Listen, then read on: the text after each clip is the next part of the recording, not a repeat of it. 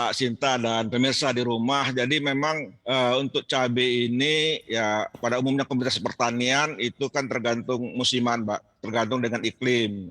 Memang saat ini di sentra-sentra produksi cabai kondisi cuacanya curah hujannya tinggi seperti di Tuban, kemudian di Blitar, Kediri, ya, sehingga ini mengganggu produksinya, banyak tanaman terserang oleh penyakit, ya, sehingga ini menyebabkan produksinya turun sehingga berkurang, Mbak. Inilah yang menyebabkan kenaikan harga di pasar, Mbak. Pak Heri. Ya, Mbak. Ya, Pak Heri, lalu terkait harga pangan yang mahal ini kan juga diakui ya oleh Menteri Perdagangan Pak Zulkifli Hasan yang 2 hari kemarin memang belusukan ke pasar tradisional. Ia ini mengatakan bahwa komoditas ayam, telur, daging hingga semua jenis cabai memang naik.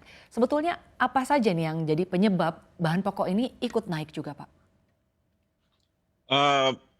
Begini, Mbak Sinta, setiap komoditas pertanian itu kan karakteristiknya berbeda-beda ya.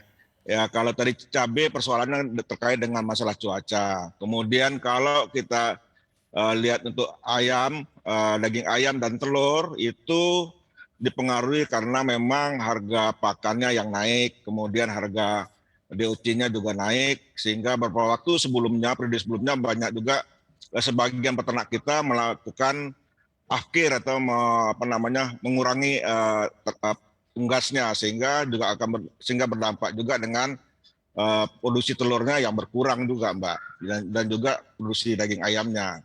Ya, Baik, Pak itu Heri yang ini terjadi. ya silakan Pak. Ya, itulah yang menyebabkan sehingga juga di samping mengimbangi kenaikan harga pakannya, kenaikan harga DOC-nya, kemudian juga adanya pengurangan populasinya karena menyesuaikan dengan kenaikan harga tersebut, sehingga pada saat ini terjadi sedikit kekurangan lah pasokannya di pasar, sehingga mengakibatkan harga juga naik. Ya, Pak, lalu ini kan Presiden Jokowi juga mulai khawatir begitu ya Pak, adanya krisis pangan global dan mulai memerintahkan jajarannya untuk mengantisipasi hal tersebut.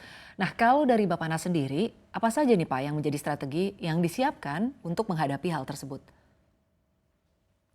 Baik, Mbak Sita, tadi kembali saya nambahkan terkait dengan telur dan daging ayam tadi. Jadi sebenarnya harga yang terjadi sekarang itu adalah harga keseimbangan yang baru dengan kondisi kenaikan harga pakan dan harga DOC. Jadi kita mengharapkan juga konsumen juga bisa memahami, karena kita perlu juga menjaga produsen.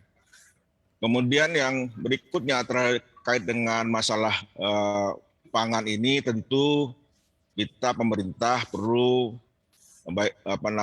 memperkuat ketahanan pangan kita, memaksimalkan produksi pangan kita di dalam negeri, sehingga ketergantungan kita terhadap luar itu bisa kita kurangi, Mbak. Baik, Pak Heri, lalu sejauh apa upaya pemerintah dalam menjalankan diversifikasi pangan di Indonesia? Ya, pemerintah di samping melakukan peningkatan produksi, produktivitas, ya, komoditas yang banyak kita butuhkan, juga melakukan langkah-langkah diversifikasi. Pertama terkait dengan kita ketahui bersama bahwa importasi gandum kita setiap tahun itu kan mengalami kenaikan, sehingga ada langkah-langkah upayanya bagaimana kita bisa menekan atau mengurangi atau mensubstitusi kebutuhan terigu kita selama ini dengan memaksimalkan potensi yang ada di dalam negeri. Kita punya berbagai sumber tepung, baik itu dari singkong, ubi kayu, ataupun dari sorghum, kemudian juga ada yang lainnya. Jadi mudah-mudahan ini bisa mengurangi, bisa mensubstitusi kebutuhan terigu kita yang selama ini setiap tahun selalu meningkat, Mbak.